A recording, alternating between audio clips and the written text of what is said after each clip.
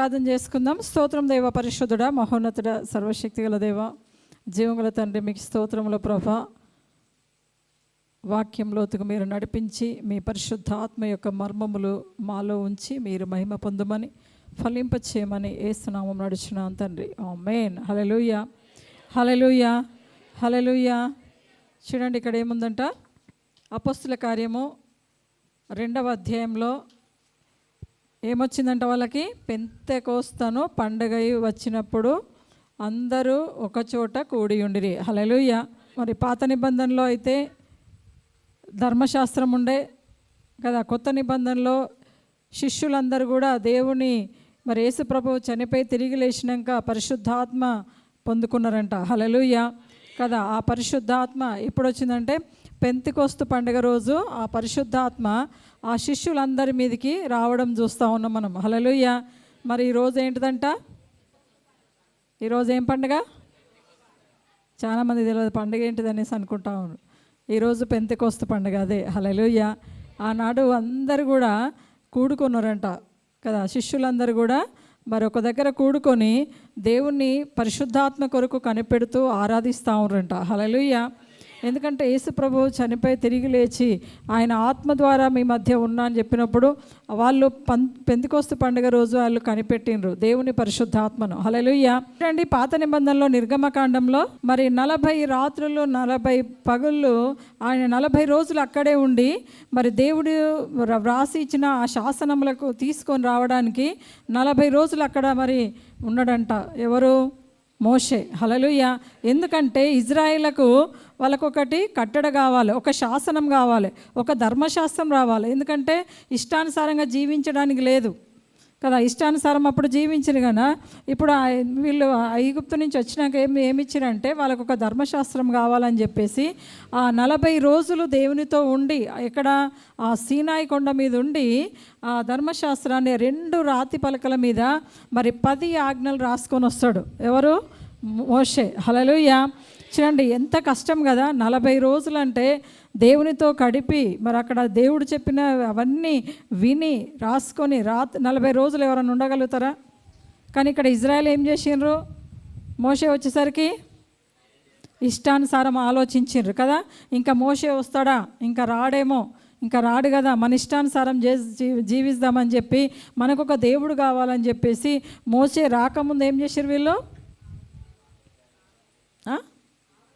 ఒక దూడను, వాళ్ళ బంగారం అంత, మనకు ఒక దేవుడు కావాలి, మనకు ఒక దేవుడు కావాలని వాళ్ళ థాట్స్ అన్నీ ఒకటే ఉండే కదా. కాబట్టి ఆ బంగారం అంతా తీసుకొని ఏం చేశారు? ఒక దూడను చేసుకొని ఉన్నారు, ఆరాధిస్తూ ఉన్నారు. చూడండి, మోషే మరి ఆ ధర్మశాస్త్రములు ఆ 2 రాతి పలకలు తీసుకొని కిందికి వస్తాడు. వచ్చేసరికి వాళ్ళకి ఇద్దామని ఎంత ఆశతో ఇశ్రాయేలును మరి నశించడం ఆయనకి ఇష్టం లేదు కనుక ఎంతో కష్టపడి ఆ కానాను దేశం, అది ఐగుప్తు నుంచి తీసుకొని వస్తూ ఉండు వాళ్ళకు ఆ పలకలు ఇవ్వడానికి, ఆ శాసనములు ఇవ్వడానికి కదా. చూడండి, అవి తీసుకొని వచ్చేసరికి వీళ్ళు ఏం చేశారంట? ఏం చేశారు? ఆరాధిస్తూ ఉన్నారు వేరే. కానీ దేవుడు ఒకటి వీళ్ళకు చెప్పాలని మోషేని ఎన్నుకొని మరి మోషే ద్వారా చెప్పాలని దేవుడు ఒక ఆజ్ఞలు ఇస్తే వీళ్ళు ఏం చేస్తారంటే ప్రజలు వేరు. చూడండి, ఆనాటి నుంచే మరి దేవుని బిడ్డలకు ఎంతో వ్యతిరేకంగా మరి మనము దేవునికి విరుద్ధంగా ఆలోచిస్తూ ఉంటారు ప్రజలందరూ. హల్లెలూయా. చూడండి, ఇక్కడ మరి ఆ ధర్మశాస్త్రము ఎప్పుడైతే అక్కడి నుంచి ఆ శాసనములు తీసుకొని వచ్చేసరికి అక్కడ ఏమైందంటే 3000 మంది చనిపోయారంట. హల్లెలూయా. ఎన్ని వేల మంది అంట? 3000 మంది అక్కడ మరి చనిపోతారు. ఎందుకు? ఆ దేవుని యొక్క శాసనమునకు విరుద్ధంగా ఈ ప్రజలందరూ ఆలోచనలు చేసిండ్రు, విరుద్ధమైన ఆరాధనలు చేసిండ్రు, విరుద్ధమైన శాసనం ప్రకారంగా లేరు కనుక, దేవుని మాట ప్రకారం జీవించలే కనుక అక్కడ ఎంతమంది చనిపోయినరు? 3000 మంది. పాత నిబంధనలో 3000 మంది. చూడండి, కింద అక్కడ కనిపిస్తూ ఉంది. లేవీయులు మోషే మాట చొప్పున చేయగా ఆ దినమున ప్రజలలో ఇంచుమించు 3000 మంది కూలిరి. చూడండి, 3000 మంది పాత నిబంధనలో. చూడండి, అట్లా ప్రజలకు ఆ విధంగా ఉండొద్దని యేసుక్రీస్తు ప్రభు మరి అట్లా ఆ ధర్మశాస్త్ర ప్రకారంగా పోతే వాళ్ళు చనిపోయినారు కదా. ఎందుకంటే ధర్మశాస్త్ర ఆజ్ఞలన్నీ ప్రతి ఒక్కరు చేయలేరు. చేస్తారా? కదా, ఒక్కరు కూడా చేయలేరు. చూడండి, మరి ఇది చేయలేరని చెప్పి ఆ దేవాది దేవుడు మన దగ్గరకు వచ్చి ఏం చేశాడంటే కొత్త నిబంధనలో ఆయన మన కొరకు చనిపోయి తిరిగి లేచి మరి అపోస్తుల కార్యంలో ఏం చేసి 2వ అధ్యాయంలో మరి పెంతెకొస్తు అనే పండుగ రోజు ఆ శిష్యులంతా ఒక చోట కూర్చుండి ఆయన ఆరాధించినప్పుడు వాళ్ళ మీద ఏమొచ్చిందంట, దేవుని పరిశుద్ధాత్మ వచ్చిందంట. హల్లెలూయా, హల్లెలూయా కదా. ఇంకేమంటావు కింద చూడండి, వీళ్ళందరి శిష్యులకి పరిశుద్ధాత్మ వచ్చినప్పుడు ఒక సూచక్రియలు కనిపించినాయి అంట. హల్లెలూయా, ఒక క్రియలు కనిపించినాయి. ఏం కనిపించినాయి అంటావంటే, వాళ్ళందరికీ కూడా అగ్ని జ్వాల వంటి నాలుకలతో విభాగింపబడినట్టుగా వారి కనబడి వారిలో ఒక్కొక్కరిని మీద వారికి వాక్శక్తిని అనుగ్రహించిన కొలది అన్య భాషలతో మాట్లాడిరి. హల్లెలూయా. ఆ పరిశుద్ధాత్మ అందరి మీదకి వచ్చినప్పుడు వాళ్ళందరికీ ఏమొచ్చినాయంట, అన్య భాషలు వచ్చినాయట. అందుకే అంటూ ఉంటాడు, మరి చాలా రోజుల నుంచి అన్య భాషలు మాట్లాడండి అని చెప్పిండు కదా బంటి బ్రదరు. కానీ అన్య భాషలు ఎంతమంది మాట్లాడుతుండ్రు? లేదు. ఎంతమంది రోజు పరిశుద్ధాత్మను పొందుకుంటుండ్రు కదా. మనం ఎప్పుడైతే పరిశుద్ధాత్మను పొందుకుంటేనే దేవుడు కార్యం జరిగిస్తూ ఉంటాడు కదా. క్రియలు మనలో జరుగుతాయి. మనం గిఫ్టులు పొందుకోగలుగుతాం, బహుమానములు పొందుకోగలుగుతాం, ఆశీర్వాదములు పొందుకోగలుగుతాం, ఆరోగ్యం పొందుకోగలుగుతాం. ఏదైనా ఇప్పుడు మనం పరిశుద్ధాత్మలోనే మనము పయనిస్తున్నామంట. హల్లెలూయా. ఆ పరిశుద్ధాత్మ లేకపోతే మనం వెళ్ళగలుగుతామా? ఒక బండి నడవాలంటే ఏముండాలనలా? ఇంధనం ఉండాలి. ఇంధనం అంటే ఏంటిది? పెట్రోల్ అంటే డీజిల్ ఏమేమి ఉన్నాయి కదా. ఇంధనం అంటే అన్నిటికీ కొనుక్కోవచ్చు. హల్లెలూయా. కాబట్టి ఒక ఏరోప్లేన్ గాలిలో నడుస్తుందంటే అప్పుడు ఆశ్చర్యం, అబ్బా aeroplane bye bye bye bye అనుకుంటాం కదా. అది ఆశ్చర్యం ఒక ఏరోప్లేన్ వచ్చిందంటే. కానీ అది ఎట్లా నడుస్తుందా? గాలిలో ఏముందనలా? ఇంధనం ఉంది కదా. దానికి సరిపడా ఎగిరే అంత ఇంధనము చూడండి. అప్పుడే దేవుని పరిశుద్ధాత్మ మనలో ఉన్నప్పుడు మనం కూడా తేలిపోతామంట సంతోషంతో కదా. మంచి గిఫ్టులతోని, మంచి ఆరోగ్యంతో మనము దేవునిలో ఆనందిస్తామంట. హల్లెలూయా. అందుకే అంటారు తెలుసా, ఆత్మ లేనివాడు నావాడు కాడు. హల్లెలూయా. పరిశుద్ధాత్మ ఉంటే ఆటోమేటిక్గా అన్య భాషల గురించి మీకు ఆసక్తి వస్తుంది కదా. పరిశుద్ధాత్మ లేకపోతే ఏమోలే పోదాంలే, ఆదివారం పోయి మళ్ళా అక్క గనపడి బంటి బ్రదర్ ఏదో వాక్యం చెప్తాడు పోయేసి వద్దాం అనుకుంటే నాకు గనపడు కాదు ఇది కదా. మనం ఎక్కడికి వెళ్ళవలసిన వారం అంట, పరిశుద్ధాత్మలో ఎత్తబడే వారం. హల్లెలూయా. ఆయన 2వ రాకల్లో మనం పరిశుద్ధాత్మలో ఎత్తబడతామంట. హల్లెలూయా. ఆత్మ లేకపోతే, ఆయనతో సహవాసం లేకపోతే, ఆయనతో మనము ఆ అనుభవంలో రాకపోతే మనము ఎత్తబడం. హల్లెలూయా. కాబట్టి మనం ఏం చేయాలంట, మొట్టమొదట పరిశుద్ధాత్మ పొందాలి. పరిశుద్ధాత్మ పొందినప్పుడు ఆ వరములు మనకు వస్తూ ఉంటాయంట. హల్లెలూయా. చూడండి, ఆ పరిశుద్ధాత్మలో కూడా దేవుడు, ఆ పరిశుద్ధాత్మ వచ్చినప్పుడే మన వాక్శక్తి దేవుడు అనుగ్రహిస్తాడు. హల్లెలూయా. చూడండి, పాత నిబంధనలో కూడా ఎజ్కేలును దేవుడు మాట్లాడుతూ ఉంటాడు కదా. ఒక ఇజ్రాయేలు కొన్ని వేల మరి సంవత్సరాల క్రితము చనిపోయిన సైన్యం ఉండే, ఇజ్రాయెల్ సైన్యం. చూడండి, ఇజ్రాయెల్ సైన్యం ఉండే ఆ ఎండిపోయిన ఒక పెద్ద లోయలో ఉండే ఆ సైన్యం అంతా కొన్ని వేల సైన్యం అంటది. కొన్ని ఇయర్స్ క్రితంగా చనిపోయారు. కొన్ని ఇయర్స్ అయినాక ఎట్లుంటాయి ఆ ఎముకలు? సైన్యంగా ఉంటుందా? ఎముకల కుప్పలు అంటవి. ఏమున్నాయంట అక్కడ? ఎముకల కుప్పలు లోయలో ఉన్నాయంట. హల్లెలూయా. ఉన్నప్పుడు ఆ ఎముకలు మాట్లాడుకోవడము దేవుడు విన్నాడంట కదా. మనం ఇంకా మన బ్రతికి ఇంతేనా? ఎస్కేల్ గ్రంథంలో 37వ అధ్యాయంలో చూడండి. వారంటే ఎవరు? ఇశ్రాయేలు కదా. ఆ ఎముకలు కదా. వారంటే అక్కడ వాళ్ళని ఎముకలు అని పిలవట్లేడు దేవుడు. చూడండి, వారు ఒక సైన్యము, ఒక మనిషిని సంబోధించండి. వారు మన ఎముకలు ఎండిపోయేను. వాళ్ళు ఏమన్నాడు మాట్లాడుకుంటా ఉన్నారంటే, మన ఎముకలు ఎండిపోయేను, మన ఆశ విఫలమాయను. ఇంకేమంటా ఉండి ఇక్కడ, మనము నాశనమైపోతిమి అని అనుకొనుచున్నారు. ఎవరు అనుకుంటున్నారు? ఇశ్రాయేలు సైన్యం అనుకుంటా ఉన్నారు. హల్లెలూయా. కాబట్టి చూడండి, దేవుడు ఆ ఎముకల ప్రార్థన కూడా విన్నాడంట. హల్లెలూయా. ఆ ఎముకల ప్రార్థన విని కదా వెంటనే అక్కడికి ఎవరిని పంపించిండు? ఎజ్కేల్ని పంపించిండు. పంపించి నువ్వు ప్రవచనం ఎత్తి పలుకు. ప్రవచనం అప్పటి వరకు వాటిలో జీవాత్మ లేదు, జీవం లేదు కదా. అవి విఫలమైపోయినాయి, వాళ్ళ ఆశ భంగమైపోయింది, వాళ్ళు ఇంకా ఏవి కూడా చేయలేని పరిస్థితి. ఎవరు? ఆ సైన్యం. హల్లెలూయా. ఆ సైన్యము, ఆ ఎముకలతో ఆ లోయలో ఉన్న ఆ సైన్యము మాట్లాడుకోవడము ప్రభువు వింటా ఉండు. హల్లెలూయా కదా. చూడండి, ఆ ఎముకల ప్రార్థన విన్న దేవుడు నీ ప్రార్థన వినడా కదా? నీ ప్రార్థనకు జవాబు ఇయ్యడా కదా. ఆ ఎముకలు ఎక్కడో మాట్లాడుకుంటున్నాయి అవి, అయ్యో మన ఆశ భంగమాయనే, మనం విఫలమైపోయినామా, మనం నాశనం అయిపోయినామా, ఇంకా మనకు జీవం లేదా, మనకింకా ఏ పరిష్కారం, మాకు ఆధారం లేదా అనేసి అనుకున్నప్పుడు మన ఆ సృష్టికర్త అయిన దేవాది దేవుడు వాళ్ళందరినీ సృజించిన వాడు ఆయన చెవులకి వాళ్ళ ప్రార్థన వినబడిందంట. హల్లెలూయా కదా. ఎప్పుడైతే దేవుని చెవులకు ప్రార్థన వినబడుతుందో, మన ప్రార్థనలో ఆయన సన్నిధికి చేరుతాయో, అప్పుడు ఏమవుతుందంటే అక్కడ జవాబు దొరుకుతూ ఉంటుంది. వెంటనే దేవుడు ఎజ్కేల్ని లేపి, నువ్వు వెళ్ళు, ఆ లోయ దగ్గరికి వెళ్ళి నువ్వు ప్రవచనం ఎత్తి పలుకు అంటూ ఉంటాడు. హల్లెలూయా హల్లెలూయా కదా. వెళ్ళినప్పుడు అక్కడ ప్రవచనం ఎత్తి పలికిండు. అక్కడ ఏమైందంట, గొప్ప మహాసైన్యమై నిలిచిరంట. హల్లెలూయా. కాబట్టి చూడండి, మనం ఇప్పుడు అది పాత నిబంధనలో మరి అంత గొప్ప కార్యాలు చేసిన దేవుడు, ఇప్పుడు కొత్త నిబంధనలో ఉన్నాం మనం కదా, కొత్త నిబంధనలో ఉన్నాం కదా. ప్రతి ఒక్కరం కూడా మీరు తెలుసుకోవాల్సిందంటే పరిశుద్ధాత్మను పొందడం నేర్చుకోండి కదా. పరిశుద్ధాత్మలో దేవుడు అద్భుత కార్యములు చేస్తూ ఉంటాడు. పరిశుద్ధాత్మలో దేవుడు మనలో ఉండి ఆ జీవమైన కార్యాలు మన ద్వారా చేస్తూ ఉంటాడంట. హల్లెలూయా. ప్రతి ఒక్కరు కూడా పరిశుద్ధాత్మ అంటే ఏంటిది, ఎట్లొస్తుంది కదా, చాలామందికి అర్థం కాదు కదా. ఎట్లా వస్తుంది చెప్పండి కదా. చూడండి, మనం సంఘముతో సహవాసం చేసినప్పుడు కదా, మరి దేవుని ఆత్మలో లీనం కావాలి కదా. లోక సంబంధమైనవి మన ఇంట్లో ఎన్నో ప్రాబ్లమ్స్ ఉంటాయి, అవన్నీ కూడా తీసి పక్కన పెట్టి దేవుని మాత్రమే ఆరాధించాలంట. హల్లెలూయా. చూడండి, దేవునికి మాత్రమే సమయం ఇవ్వాలి, మన కుటుంబంలో సమయం ఇవ్వాలంట. హల్లెలూయా కదా. మనం వెళ్ళే స్థలంలలో కొద్ది సమయం ఉన్న దేవునికి మనము ఇచ్చి ఆయన మహిమపరుస్తూ ఉండాలి కదా. హల్లెలూయా హల్లెలూయా అని వర్షిప్ చేసినప్పుడు, హల్లెలూయా అంటే పదం ఏంటంటే ఆయన రాజ్యము, ఘనత, మహిమ, ప్రభావములు ఆయన నామమునకే చెల్లును కదా. అది ప్రకటన గ్రంథంలో ఉంది. హల్లెలూయా అంటే అర్థం. కాబట్టి మీరు ఒక్క హల్లెలూయా అంటే 1000 అగ్నిబాణాలతో అపవాదిని కొట్టినట్టంట. హల్లెలూయా కదా. మన కుటుంబాలలో సమాధానం లేకుండా, సంతోషం లేకుండా అపవాది ఎన్నో కార్యాలు మరి చేయడానికి అది సిద్ధంగా ఉంటుంది. మనకు కొంచెం సంతోషంగా ఉంటే ఏదో ఒక శోధన, కొంచెం సంపద కలిగి ఉంటే ఏదో ఒక మరి నిందలు, అవమానములు అన్నీ ఎదుర్కొంటా ఉన్నాం కదా.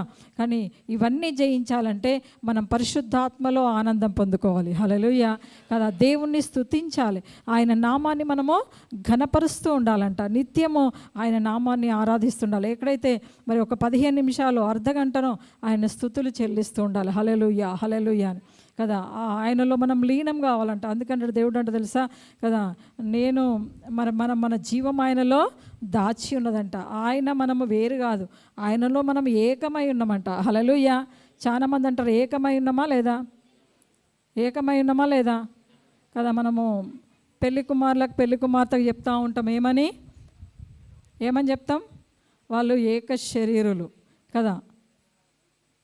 సప్పుడు ఏరైంది, భర్త భార్యను ప్రేమించాలి, భార్య భర్తకి లోబడి ఉండాలి. వారిద్దరు కూడా వేరు కాదు, ఇద్దరు కాదు, ఎవరు వాళ్ళు ఒకరు. వాళ్ళిద్దరు కూడా దేవుణ్ణి మహిమపరుస్తూ ఉండాలంట, దేవుణ్ణి ఘనపరుస్తూ ఉండాలి. అప్పుడు వాళ్ళిద్దరు ఆ ప్రేమలో దేవుని ప్రేమను పొందుకొని ఉన్నప్పుడు ఏమవుతుందంట, వాళ్ళకు గిఫ్టులు వస్తూ ఉంటాయి కదా. ఏమొస్తాయంట, ఆ ప్రేమతో వచ్చే గిఫ్ట్స్ ఏంటి చెప్పండి, సంతానం. హల్లెలూయా హల్లెలూయా కదా. పురుషునికి మొదటి గిఫ్ట్ భార్యనంట, రెండవ గిఫ్ట్ పిల్లలంట. హల్లెలూయా. కాబట్టి పురుషుడు చాలా ధన్యుడు, అందుకే భార్య దొరికిన వానికి మేలు దొరికిందంటాడు కదా. మరి మేలు మళ్ళీ నెక్స్ట్ ఏమొస్తాయి, గిఫ్టులు కూడా వస్తాయి కదా. పెళ్ళి చేసుకున్నప్పుడు గిఫ్టులు వస్తాయి కదా. చాలామంది ఉట్టికి వస్తారా, మొన్న ఒక పెళ్ళి కూడా చెప్తాం, ఇగో మీరు వస్తొచ్చిరు కానీ అందరు గిఫ్టులు ఇచ్చి వాళ్ళని ఆశీర్వదించి తినిపోండి, గిఫ్ట్ లేకుండా తినొద్దని చెప్పారు. గిఫ్ట్లు ఇవ్వాలంట, ఆశీర్వదించి తినిపోవాలంట. అంటే అది మన ఆనవాయితీ. Gift compulsory. ఒక మనుషులమే మనం గిఫ్ట్ ఇచ్చినాడు, మన సృష్టికర్త మన గిఫ్టులు ఇస్తాడు. హల్లెలూయా. చూడండి, మొదట కుటుంబము ఒంటరిగా ఉన్న నరుణ్ణి దేవుడు ఏం చేసిండు, భార్యని ఇచ్చిండు. నెక్స్ట్ ఏమి ఇచ్చిండు, పిల్లల్ని ఇచ్చిండు గిఫ్టులుగా కదా. ఇచ్చి ఇంకొకటి పరిశుద్ధాత్మలో కూడా మనకు ఫలాలు ఉంటాయి పరిశుద్ధాత్మలో కదా. ఈ సంతానం అయిపోయింది, ఒక కుటుంబంగా కట్టబడినము. చూద్దాం ఎఫెసీయులు రాసిన పత్రికలో మనం పరిశుద్ధాత్మలో ఉంటే మనం ఎలాంటి గిఫ్టులు పొందుకుంటామో చూద్దాం. ఆత్మ ఫలాలు. మీరు పరిశుద్ధాత్మ ఎవరికైనా వచ్చినాయి అనుకో, దేవుడు ఈ ఫలములను ఇస్తాడంట. ఏముండాలంట, మొట్టమొదటిది ప్రేమ ఉండాలంట. హల్లెలూయా కదా. ఫస్ట్ మన దేవుడు మనల్ని ప్రేమించిండు. మనం ఏం చేయాలంటే మన కుటుంబాన్ని ప్రేమించాలి, భార్యను ప్రేమించాలి. మనకు ఒక గిఫ్టులు ఇస్తూ ఉంటాడు, ఇంకా ఏమి ఇచ్చిండు, పిల్లల్ని కదా. మళ్ళీ నెక్స్ట్ మన తోటి వారిని ప్రేమించాలి. ప్రేమ చాలా విలువైనదంట, ప్రేమ కదా. కుటుంబాల మధ్య, సంఘాల మధ్య, సమాజంలో ప్రేమ తగ్గిపోతూ ఉంది కదా. ప్రేమ ఎప్పుడు తగ్గుతుందో అది దేవుని రాకడ సమీపం అని చెప్తూ ఉంటాం. కాబట్టి ప్రేమ ఉండాలి. హల్లెలూయా కదా. దేవుని ప్రేమ పరిపూర్ణమైనదంట. దేవుని ప్రేమ ఏం చేస్తుందంట, పరిపూర్ణమైనది. అది డంబంగా ప్రవర్తించదు ఎప్పుడే కానీ. ప్రేమ ఉంటే ఏం చేస్తారు, ఎలాంటి తప్పులైనా క్షమిస్తారా లేదా కదా. చిన్నపిల్లలు ఏం చేస్తారు, నా కొడుకు ఏం తీయలేదని లేదంటారు, వాడు వెనకనే ఉంటాడు, చేతులు పట్టుకొనే ఉంటాడు. కానీ వీళ్ళు ఏం చేస్తారు తల్లిదండ్రులు, నా కొడుకు అట్లాంటోడు కానే కాదంటాడు. ఇంటికి పోయినాక చేతులు పెడతాడు వాడు ఏం తెచ్చిండో. కానీ ఏం చేస్తారంటే తల్లిదండ్రులు ప్రేమతో ఏం చేసారు, అని తప్పును కప్పిపెట్టిరా లేదా కదా. మనం కూడా దేవుని విరుద్ధంగా ఎన్నో తప్పులు చేసిన వాళ్ళమే, చేసిరా లేదా అందరూ కదా. ఎవ్వరునూ నీతిమంతులు లేరు. హల్లెలూయా కదా. ప్రతి ఒక్కరము కూడా పాపులమై ఉండగా దేవుడు మనల్ని ప్రేమించి ఆయన రక్తంతో కొని మనల్ని మరి ఆయన కుమారులుగా, కుమార్తెలుగా మనల్ని ఏర్పరచుకున్నాడు. కాబట్టి ముఖ్యంగా మనం పొందుకోవాల్సింది మొట్టమొదటి ప్రేమ. మనలో ఏముండాలంట, ప్రేమ ఉండాలి. రెండవది సంతోషం కదా. ఏ సమస్య వచ్చినా మన హృదయంలో ఏముండాలి, సంతోషం ఉండాలి కదా. బాధ ఉంటే సంతోషం ఎట్లుంటుంది చెప్పండి, ఎట్లుంటుంది? చాలామంది అంటారు, నాకున్న బాధలు ఎవ్వరికి లేవక్క, అసలు నాకున్న కష్టాలు ఎవ్వరికి లేవు, ఎవ్వరికి రావద్దు కూడా, నాకు అంతగానో బాధ ఉంది కదా. దేవుడు అంటాడు తెలుసా, మీరు ఎంతైతే సహించగలుగుతారో అంతే మన దగ్గర ఉంటుంది కదా. కానీ మనం దాన్ని భారంగా మోస్తూ ఉంటాం. ఎవరికి లేవు చెప్పండి కష్టాలు? ఇక్కడ ఎవరికన్నా లేకుండా ఉన్నారా? నాకు కూడా ఉన్నాయి కదా. మనం ఏం చేయాలి, మనం మోసుకొని వెళ్తూ ఉండాలి. మన భారమును మన దేవుడు భరిస్తూ ఉన్నాడు, ఆయన మీద భారం వేస్తూ మనం ముందుకెళ్ళాలి. దేవుడు అన్ని భరించినా మీకు ఇంకా మీరు నిశ్చింతగా ఉండన్నప్పుడు మళ్ళీ మన బాధ, మన ఎక్స్ప్రెషన్స్ ఎంత ఎట్లుంటుందంటే, మనమే ఇప్పుడే సిల్వ మోస్తున్నామేమో, అబ్బా సిల్వ కనపడదు, కానీ సిల్వ కనపడదు మనకు. యేసుప్రభు కంటే కనిపించింది కానీ ఆయన మోసిండు, కానీ నాయి మీరు మొయ్యలేరు అంటారు కదా. ఒకసారి యాక్షన్ చేసి చూపిస్తే బాగుంటుంది. హల్లెలూయా. చూడండి, దేవుడు ఏమిచ్చిండంట, సంతోషంగా ఉండమన్నాడు. ఆయన మన కొరకు సిల్వలో మరి రక్తాన్ని కార్చి ప్రాణం పెట్టి మన పాపమును, మన శాపమును సమస్తమును ఆయన తీసుకున్నాడు. మన రోగములు ఆయన తీసుకొని మనకేమిచ్చిండంట, సంతోషము కదా. అందుకే పౌలు రాస్తూ ఉంటాడు, ఫిలిప్పీలకు రాసిన పత్రిక 4వ అధ్యాయంలో, ప్రభువునందు ఆనందించుడి, మరలా చెప్పుదును ఆనందించండి. మీరు ఆనందించండి, సంతోషించండి, లోకాన్ని చూడకండి, మీ కుటుంబాన్ని గురించి ఆలోచించకండి. దేవుడు పోషించడా కదా. ఇశ్రాయేలు మరి అరణ్యంలో ఎన్ని సంవత్సరాలు, 40 years వాళ్ళకు వంట చేసుకోలే, ఒక కూరగాయలు కోసుకోలే, ఒక కొట్టుకు పోయి సామాన్ తెచ్చుకోలే, ఒక షాపింగ్కి వెళ్ళి, షాపింగ్ మాల్, మనం ఇప్పుడు షాపింగ్ మాల్ తక్కువ ఉందంటే చాలు ఉరుకుతూనే ఉంటాం. డబ్బులు ఉండయి, అప్పు చేసి ఉరుకుతూనే ఉంటారు, ఒకటికి ఒకటి ఫ్రీ అంటే కదా. కదా ఒక 10,000 టీవీ, 10,000కి టీవీలు లేవనుగా, 40,000 టీవీ 35,000కి ఇస్తున్నా అంటే ఉరుకుతూనే ఉంటారు కదా. ఆఫర్ ఆఫర్ ఆఫర్ అందులో ఏముండదు ఆడ. కానీ చూడండి, మనుషులకు ఎక్కడ తక్కువ దొరుకుతుందా, ఏది కొనుక్కోవాలా, ఏది ఉచితంగా తీసుకోవాలని లోక సంబంధమైన ఆలోచన ఉంది. కానీ ఇక్కడ పరిశుద్ధాత్మ దేవుడు మనకు ఉచితంగా పరిశుద్ధాత్మనిచ్చిండని అది గ్రహించారు. పరిశుద్ధాత్మ ఉందంట, మనం వెళ్ళాలి, దేవుణ్ణి ఆరాధిద్దాం, పరిశుద్ధాత్మ పొందుకుందాం, ఆ గిఫ్టులు ఉన్నాయంట అనే ఆలోచన మనుషులకు రాదు. ఇప్పుడు ఎంతమందికి అన్య భాష లేవిడ, దేవుడు మీ నాలుకను ముట్టలేదు, నార్మల్గా ఉంటుండ్రు, వస్తున్నాం పోతున్నాం. కానీ నాలుకను దేవుడు అగ్నితో కాల్వాలంట కదా. ఇర్మియా గ్రంథంలో అంటాడు, ఆయన రింపు కారుతో మరి అగ్నితో కాలుస్తాడు. హల్లెలూయా. చూడండి, మనకు అలాంటి అభిషేకం రావాలి. హల్లెలూయా, హల్లెలూయా కదా. ఎంతమందికి రావాలా పరిశుద్ధాత్మ చెప్పండి, ఆశ ఉన్నోళ్ళు చెప్పండి. హల్లెలూయా కదా. మొదటిది ఏముంది, ప్రేమ కదా. మనందరం కూడా ప్రేమ కలిగి ఉండాలి కదా. ఒకవేళ ప్రేమ లేకపోతే ప్రభు దగ్గర అడుగుదాం కదా. ఆ ప్రేమ ఎప్పుడు వస్తుంది అంటే క్షమించే మనసు వచ్చినప్పుడే ఆ ప్రేమించే మనసు కూడా వస్తుంది కదా. ప్రేమ ప్రతిదీని క్షమిస్తుందంట. హల్లెలూయా. ప్రతిదీ క్షమించే మనసు ఉన్నప్పుడే నీలో పరిపూర్ణమైన ప్రేమ పొందుకుంటావు కదా. ఇంకా రెండవది సంతోషం కదా. మూడు సమాధానం కదా. ప్రతి ఒక్కరం కూడా మరి మన ప్రభు సమాధానానికి కర్త అయిన కదా, సమాధానకర్త అయిన ప్రభువును మనం ఆరాధిస్తున్నాం కనుక ప్రతి ఒక్కరు కూడా సమాధానం కలిగి ఉండాలంట. ఇంకేమంటుంటే దీర్ఘశాంతం కదా. ఇది చాలా మందికి తక్కువ కదా, దీర్ఘశాంతం ఉండదు. టక అనేస్తూ ఉంటాం, టక నిర్ణయాలు తీసుకుంటూ ఉంటాం. కాబట్టి ఏది కూడా ప్రభు దగ్గర మోకరించినప్పుడు మనం ప్రభు నామంలో నిర్ణయాలు తీసుకోవాలి కదా. ఒక పెద్దలు ఉంటే వాళ్ళకి ఏం చేస్తాం, సలహా అడుగుతామా లేదా, ఇది చేయొచ్చా ఇది చేయకూడదా అని. కానీ ఇప్పుడు ఉన్న వల్ల ఎట్లా ఉన్నారంటే వాళ్ళకేంది అడిగేదిలే అని చెప్పేసి సొంత నిర్ణయాలు తీసుకుంటా ఉంటాం. దీర్ఘశాంతం ఉండదు, అసలు శాంతం ఉండదు, దీర్ఘశాంతం అసలే లేదు. హల్లెలూయా. కాబట్టి ఏముండాలంట, శాంతం ఉండాలి, దీర్ఘశాంతం కూడా ఉండాలి. కానీ నోరుతో చెప్పడం కాదు, అది మన క్రియలలో చూపించాలి కదా. ఈ సమయంలో చాలామంది కోపం ఎక్కువ వస్తూ ఉందంట. రీసెర్చ్ చేసిన ప్రకారం కూడా మనుషుల్లో ఏం తగ్గింది, శాంతం తగ్గింది. కాబట్టి శాంతం తగ్గితే ఏమొస్తుంది, కోపం వస్తుంది కదా. చిన్న వాటికి చిరాకు పడుతూ ఉంటారు కదా. ఈ మధ్య పిల్లలు కూడా తల్లిదండ్రుల మాట వినకుండా ఏమవుతుందంటే, అమ్మో వాడిని పలకరిస్తే ఏం చేస్తాడు, ఇప్పుడు ఎట్లుంటాడో తెలియదంట రియాక్షన్ కదా. పిల్లలను ఏం చేస్తే పిల్లల మీద తల్లిదండ్రులు భయపడతా ఉన్నారు. వాడిని మనం ఏమైనా టచ్ చేస్తే వాడు వేరే ఉంటాడు, ఇంకా అమ్మో వాడిని ఏదో ఉండని, ఆ లోకంలో వాడిని బతకని అని చెప్పి వదిలేస్తూ ఉన్నారు. ఎందుకు, వానికి ఏం లేదు, శాంతం లేదు, దీర్ఘశాంతం ఇంక అసలే లేదు. ఇక దీర్ఘశాంతం అంటే దానికి అది కాదు. ఇంకేమంటా ఉండు, దయాలుత్వం చూడండి, దయ కదా. ఒకరి మీద ఒకరికి దయ ఉండాలి కదా. మనము ఆ దయ చూపించకు, దేవుడు మనకు ఒక్కొక్క సంవత్సరం ఆయన దయ ద్వారా మనకి ఆయుష్ను పెంచుతూ ఉండు కదా. అట్లనే మనం ఒకరికి ఏడలో ఒకరు ఏముండాలంట, దయగలిగిన వారమై ఉండాలి. ఎదుటి వారి పక్షంగా ఏదైనా మనం విన్నప్పుడు, వాళ్ళ మీద ఏదన్నా మనకు ఏదైనా నింద అవమానం జరిగినప్పుడు ఏంటంటే దయగలిగి వారిని క్షమించాలి. దయ ఉంటేనే క్షమాపణ ఉంటుంది, దయతోనే ప్రేమ వస్తుంది. ఇవన్నీ ప్రేమలో ఇవన్నీ ఏంటి, గిఫ్ట్స్ ఇవన్నీ. కాబట్టి ఆ పరిశుద్ధాత్మల గిఫ్ట్. ఇంకేముందంట, మంచితనము కదా. చూడండి, మంచితనం అది అంత ఖచ్చితంగా చెప్తానంటే మనుషుల్లో చెడ్డతనం ఉన్నట్టే. హల్లెలూయా. చెడ్డతనం ఉందా లేదా, మనం చెడ్డోళ్ళమా మంచోళ్ళమా, అదేందక్క అట్లా అడిగితే ఎట్లా చెప్తాం మేము అనుకున్నది.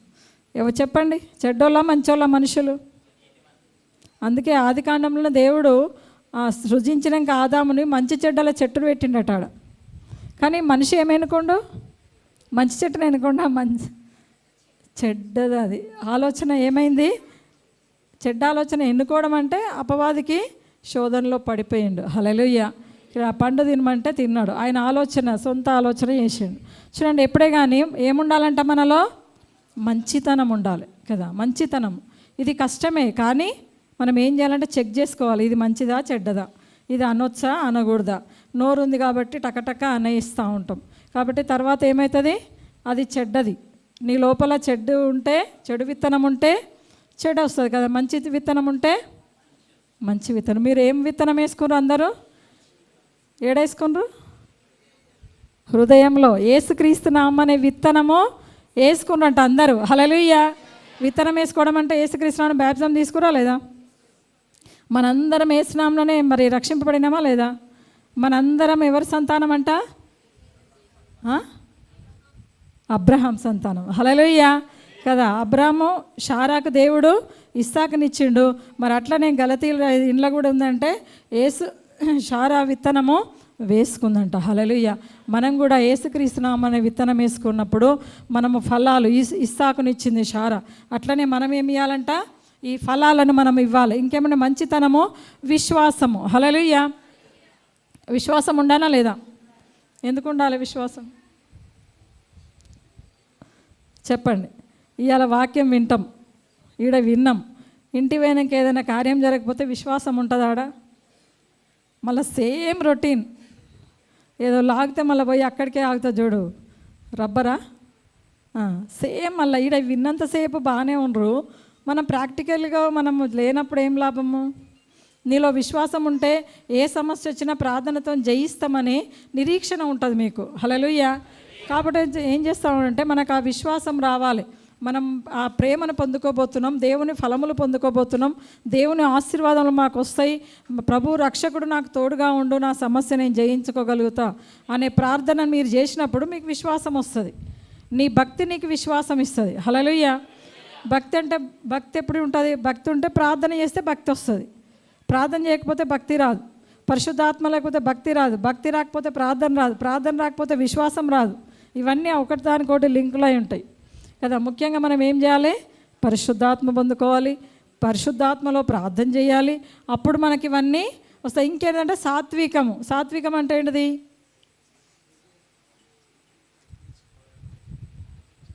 తగ్గించుకోవడం. ఇంకా సాత్వికం. హంబుల్ అంటే ఏంటిది? సాత్వికం. హంబుల్ అంటే సాత్వికమా? మంచిగా మాట్లాడమంట. ఇంకా చెప్పండి.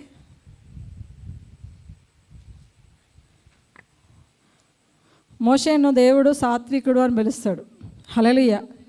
అంటే దేనికైనా కూడా దేవుడు ఏదైతే చెప్పిండో దానికి ఓకే అని చెప్పేవాడు. కానీ ఇప్పుడు అట్లా చెప్పేటోళ్ళు తక్కువ ఉన్నారు కదా. ఓకే చెప్తారా? ఈడ తలకాయ చెప్తారు, చెయ్యరు కదా. అన్నిటికీ ఒక మంచి ఇప్పుడు సరే నేనే చెప్తా, మీరు రోజు పరిశుద్ధాత్మ పొందుకోవాలి, బాగా ప్రార్థన చేసుకోవాలి, ఇలాంటివన్నీ కలిగి ఉండాలి, వాక్యం బాగా చదవాలి, వాక్యానుసారం జీవించాలి అని చెప్తే మీరు ఏం చేస్తారు? ఓకే. ఇప్పుడు ఏం చెప్తారు? చేస్తారా? చేస్తారా? అందరు వాళ్ళకింది కదా. ఇప్పుడు చేయకపోతే ఏమన్నట్టు కదా, సాత్వికులు గారు మీరు కదా. ఈడ చెప్తారు, చెయ్యరు. హల్లెలూయా. కానీ మోషే ఏం చేసిండంటే తన ఇల్లంతట్లో, దేవుని ఇల్లంతట్లో నమ్మకంగా ఉండేనంట. చూడండి, దేవుడు సేవ, ఆయన ఉద్దేశాలు, ఆయన ఏ విధంగా ఉండాలి అవన్నిట్లో కూడా మోషే నమ్మకంగా ఉండేవాడు. ఆ నమ్మకత్వం బట్టే సాత్వికం వస్తుంది. హల్లెలూయా కదా. ఫస్ట్ నమ్మకం. పలాని వ్యక్తి, పలాని బ్రదర్ కదా, ఎవరు ప్రభాకర్ బ్రదర్ ఉన్నాడు, ఓకే నమ్మొచ్చు అని చెప్పగలగాలి మనం. హల్లెలూయా. పలానా సిస్టర్ ఉంది, ఓకే చెప్పొచ్చు. వాళ్ళ పేరు చెప్పగానే వాళ్ళ గురించి మొత్తం మనం స్టడీ అందరుగా నేను స్టడీ చేసిన, నేను మొత్తం స్టడీ చేసిన అంటాం. ఏం చేస్తారు? స్టడీ చేసిన అని చెప్తారు కదా. స్టడీ స్కూల్లో పోయి చదవమంటే చేత కాదు, కానీ మనుషులను స్టడీ చేస్తారంట. మనుషుల ముఖం చూస్తేనే చెప్పేస్తారట అంతా.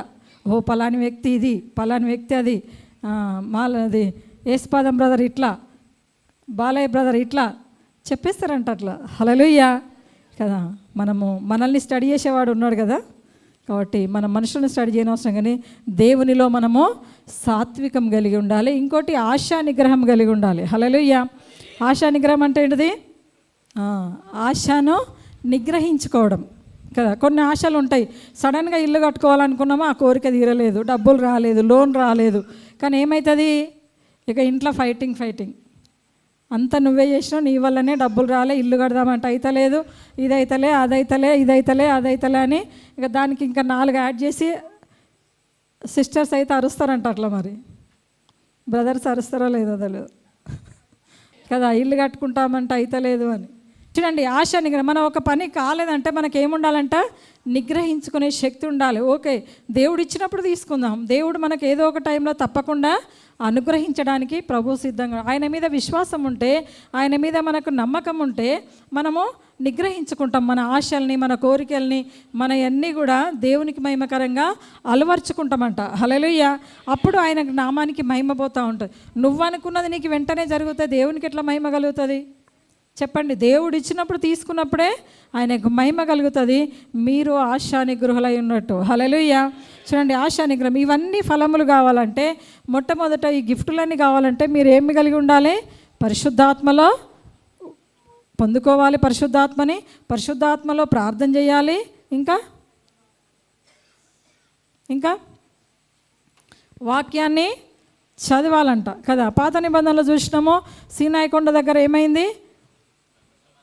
ధర్మశాస్త్రం ద్వారా ఏమైంది? వాళ్ళు ఆ ధర్మశాస్త్రం పాటించినందుకు 3,000 మంది చనిపోయినారు. కొత్త నిబంధనలో పరిశుద్ధాత్మ పొందుకున్నందుకు 3,000 మంది. పేతురు వాక్యం చెప్తా ఉంటే ఆయన ఆత్మలో ఉండి వాక్యం చెప్పిండు కనుక 3,000 మంది ఒక దినము రక్షింపబడినంట. హల్లెలూయా, హల్లెలూయా. పేతురు వాక్యం, ఎందుకంటే ఆయన ఈ గిఫ్టులన్నిటితోని ఆత్మలోని వాక్యం బోధించిండు. అప్పుడు ఆ 3,000 మంది ఒకటే దినము మరి రక్షింపబడినరు కదా. ఇక్కడ వాళ్ళు పాత నిబంధనలో ధర్మశాస్త్రంలో 3,000 మంది ఒకటేసారి చనిపోయినరు పాపం చేసినందుకు, ధర్మశాస్త్రానికి మరి పాటించినందుకు. మరి కొత్త నిబంధనలో పరిశుద్ధాత్మలో వాళ్ళు ప్రార్థన చేసి ఈ గుణములు ఈ ఫలములన్నీ ఆయనలో ఉండి ప్రార్థన చేసినప్పుడు 3,000 మంది రక్షింపబడినరు. హల్లెలూయా.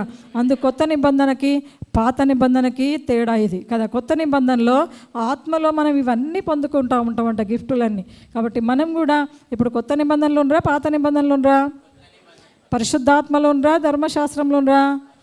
పరిశుద్ధాత్మలో మీరు ఉంటే ఈ గిఫ్టులన్నీ మీ దగ్గర ఉండాలా లేదా? ఉన్నాయా అందరికీ? ఒకవేళ లేవేమో ఇప్పటి నుంచి అడుగుతారా? ఆశ కలిగి అడగండి. దేవుని సన్నిధిలో సమయం పెట్టండి.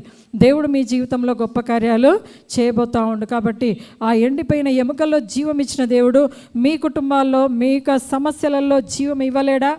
ఆ పరిశుద్ధాత్మ కార్యం దేవుడు జరిగిస్తాడంట. హల్లెలూయా, హల్లెలూయా. కాబట్టి అలాంటి అద్భుత కార్యములు మన ద్వారా జరగాలంటే మనం ఏం చేయాలంటే నిత్యము పరిశుద్ధాత్మను పొందుకోవాలి. నిత్యము అన్య భాషలతో దేవుణ్ణి మహిమపరుస్తూ ఉండాలంట. కాబట్టి అన్య భాషలు రావాలి, ప్రతి ఒక్కరు కూడా అన్య భాషలు రావాలి. చూడండి, ఎవరు కూడా పుట్టుకతోని మనం టంగ్ ఏంటిది, మదర్ టంగ్ అంటాం కదా, ఇది ఫాదర్ టంగ్ అని అంటారు. హల్లెలూయా కదా. మనం వేరే దేశం పోయినప్పుడు నీ మదర్ టంగ్ ఏంది అంటారు కదా. మన మదర్ టంగ్ మనం రాస్తాం. ఏం రాస్తాం? తెలుగో, హిందీ అయితే హిందీయో, తమిళ్ అయితే తమిళో. నిన్న ఒక మీటింగ్ పోయినా, వాళ్ళిద్దరు తల్లి కొడుకులు, నేను ప్రేయర్ చేయడానికి పోయినా. ఆమె హాస్పిటల్లో అడ్మిట్ అయింది. ప్రేయర్ చేయడానికి పోయినప్పుడు నేను మాట్లాడినా, సరే ఓకే, వాళ్ళకి టీ తెప్పించిన, టీ తాగినరు, కూర్చున్నారు. నేను ఆడ కూర్చొని ఉన్నా, వాళ్ళు టక మాట్లాడుకుంటా ఉన్నారు తమిళ్లో. ఏందో పొన్ను వాంగ, ఇది వాంగ, చొల్లు ఏందేందో అనుకుంటారు. కొన్ని అర్థమవుతున్నాయి కానీ మొత్తం అర్థమవుతలేదు. నేను ఎంత ప్రయత్నం చేసినా, నేను ఈడ కూర్చున్నా, వాళ్ళు ఎందుకు ఇద్దరు అట్లా మాట్లాడుకుంటారు తల్లి కొడుకులు, నేను ఉన్నాను ఒకటికి, వాళ్ళు గ్రహిస్తలేరు. ఎందుకు అంటే నాకు భాష రాదని వాళ్ళకి తెలుసు. మొత్తం అర్థమవుతలేదు. చొల్లుడా, పోండా, రాండా అని ఏమేమో చెప్తుంది, కానీ నాకు పూర్తిగా అర్థమవుతలేదు. మొత్తం ఏం చెప్తారో తెలియదు నాకు. హల్లెలూయా. అది వాళ్ళ మదర్ టంగ్ కదా, ఇది మన మదర్ టంగ్ ఏంటిది, తెలుగు. చూడండి, అట్లనే మనకు ఒక ఫాదర్ టంగ్ ఉంది, ఏంటిది, అన్య భాషలు. నీకు అన్య భాషలు వస్తారా, నీ ఫాదర్తో నువ్వు మాట్లాడతావు. లేకపోతే సేమ్ నా పరిస్థితి ఎట్లయింది ఇక్కడ హాస్పిటల్లో కదా. ఇప్పుడు ఒక బ్రదర్కి వచ్చినాయి అనుకో భాషలు, వాళ్ళు మాట్లాడుకుంటారు. ఎవరెవరు? మన ఫాదరు, ఈ బ్రదరు కదా. అన్య భాషలు వచ్చిన సిస్టర్ వాళ్ళు మాట్లాడుకుంటారు కదా. మరి రానోళ్ళ పరిస్థితి ఏంటిది? ఏమో ఆ శారా సిస్టర్ ఏమో మాట్లాడింది, మనకెందుకు? ఆమె ఎవరితో మాట్లాడింది? అన్య భాషలు, దేవునితో మాట్లాడింది. భాషలు మాట్లాడేవాడు దేవునితో మాట్లాడుతున్నట్టు. హల్లెలూయా. మరి ఇంతవరకు ఈ సత్యం మీకు తెలియలేదంటే, మీకు భాషలు రాలేదంటే మీకు ఇంట్రెస్ట్ లేదా, దేవుని ఆత్మ లేదా? హల్లెలూయా. కాబట్టి మరి ప్రయత్నం చేస్తే రాదనేది ఏమన్నా ఉందా? మీకు దేవుని నామంలో అసాధ్యమైనది ఏమీయో లేదు. ఆయన నామమునికి సమస్తము సాధ్యం. ఆయన నామములో మీరు అడగండి. అందుకే అంటాడు తెలుసా, మీరు అడిగి ఊహించిన వాటికంటే కూడా అత్యధికంగా ఇవ్వడానికి ప్రభువు సిద్ధంగా ఉండు. హల్లెలూయా. మరి ఇప్పటి నుంచి మీరు ఏం అడుగుతారు? ఒకసారి మోకాళ్ళు లొంగండి, మోకాళ్ళు లొంగి అడగండి. ఏం అడుగుతారో చూద్దాం. తొందరగా అందరు వంగాలి. ప్రతి ఒక్కరికి మోకాళ్ళు ఉన్నాయి కదా, అడగండి. సిగ్గుపడొద్దు. మీరు ఇక్కడ సిగ్గుపడిరనుకో, అక్కడ పరలోకంలో నేను సిగ్గుపడతా అంటున్నాను, నేను ఒప్పుకోను అంటున్నాను. హల్లెలూయా. అందరూ మోకాళ్ళు లొంగి అడగండి. మీకు ఏం కావాలో అడగండి. అన్య భాషలు కావాలన్నా, పరిశుద్ధాత్మ కావాలన్నా, ప్రేమ, సంతోషము, సమాధానము, దీర్ఘశాంతము, దయాలుత్యము, మంచితనము, విశ్వాసం, సాత్వికం, ఆశా నిగ్రహము, ఈ యొక్క ఆత్మఫలాలు కావాలన్నా, మీ కుటుంబంలో సమాధానము, మీ కుటుంబంలో ప్రేమ, మీ కుటుంబంలో దీర్ఘశాంతము, మీ కుటుంబంలో మంచితనం ఉండాలి. ఏ ఒక్కరు చెడ్డగా ఉన్నా కూడా కుటుంబం అంతా సమాధానంగా ఉండదు. కాబట్టి అలాంటి మరి ఆ సమస్యలో మీరెవరైనా ఉన్నారా? దేవుని అడుగుదాం. దేవుని పరిశుద్ధాత్మలో ఆయన ఇవ్వడానికి సిద్ధంగా ఉండు. జీసస్. అడిగి ఊహించిన వాటికంటే కూడా అత్యధికంగా దేవుడు మీకు ఇవ్వబోతా ఉండు. Hallelujah, hallelujah. Jesus, Jesus. Thank you Lord, thank you Jesus. Hallelujah. మీకు ఏది కావాలన్నా దేవుని దగ్గర అడగండి, ఆయన సన్నిధిలో అడగండి. దేవుడు మీకు ఇవ్వబోతా ఉండు. తప్పకుండా ఆయన ధారాళంగా ఇస్తాడంట. అడుగు ప్రతి వాడును పొందును, అడుగు ప్రతి వాడును పొందును అని వాక్యంలో ఉంది. వాక్యము సత్యము, వాక్యము జీవము కలిగినది, వాక్యంలో శక్తి కలిగినది. కనుక ప్రతి ఒక్కరం కూడా అడుగుదాం. ఇప్పటి వరకు నీకు మాట అన్య భాషలు రాలేదేమో, ఈరోజు అడుగు. దేవుని వాక్యం ద్వారా తను మీ నాలుకను దేవుడు ముట్టబోతున్నాడు. కనుక దేవుని పరిశుద్ధాత్మలో ప్రార్థన చేద్దాం. పరిశుద్ధాత్మలో మనం అడుగుదాం. పరిశుద్ధాత్మ శక్తితో మనం నింపబడదాం. ఆనాడు పేతురు ప్రార్థన చేసినప్పుడు, పేతురు వాక్యం చెప్పినప్పుడు 3,000 మంది ఆ పరిశుద్ధాత్మతో నింపబడిన వారైనారు. 3,000 మంది రక్షణ పొందారు. కాబట్టి మీరు ఈ లోకంలో వెళ్తూ ఉన్నారు. కనుక మీరుంటున్న ప్రాంతాల్లో, ఉంటున్న కుటుంబాల్లో ప్రతి ఒక్కరికి రక్షణ కలగాలంటే, సమాధానం కలగాలంటే, ప్రేమ పొందుకోవాలన్నా మీరు దేవుణ్ణి అడగాలి. మీరు లోకంలో వెళ్తారు కనుక యేసు నామములో మీకు సక్సెస్ అవును గాక. మీ నాలుకను దేవుడు ముట్టును గాక. ఆనాడు పెంతెకొస్తు పండుగ రోజు అగ్ని నాలుకల వలె వాళ్ళు ఉంటున్న స్థలములో మరి ఆ దిగిందంట ఆ పరిశుద్ధాత్మ. మన మధ్య ఆ దేవుడు ఆ పరిశుద్ధాత్మతో నింపును గాక. ప్రతి ఒక్కరి నాలుకను ముట్టును గాక. ప్రతి ఒక్కరి హృదయములను దేవుడు తాకును గాక. ప్రతి ఒక్కరి మీద దేవుని పరిశుద్ధాత్మ నింపబడును గాక. తండ్రి, మీ పాద సన్నిధిలో ఉన్న ప్రభా, మేము మోకాలు వంగిన ప్రభా, మీ సన్నిధిలో మేము ఉన్నాం ప్రభా. ఒక్కసారి మమ్మల్ని జ్ఞాపకం చేసుకోండి తండ్రి. మా కుటుంబాలను జ్ఞాపకం చేసుకోండి, మా పరిస్థితులను జ్ఞాపకం చేసుకోండి ప్రభా. మా బలహీనతలను జ్ఞాపకం చేసుకోండి తండ్రి. నీ సన్నిధిలో ఉన్న తండ్రి గడపకుండా ఏ అపవాదైతే మనల్ని శోధిస్తుందో ప్రభా, బలహీనత నుంచి విజయం దయచేయండి, విడుదల దయచేయండి. పరిశుద్ధాత్మ దేవా మీకు స్తోత్రములు. పరిశుద్ధాత్మ వరములు మాకు దయచేయండి, ఫలములు మాకు దయచేయండి ప్రభా. ఆ గిఫ్ట్ మేము పొందుకోవాలి యేసయ్యా.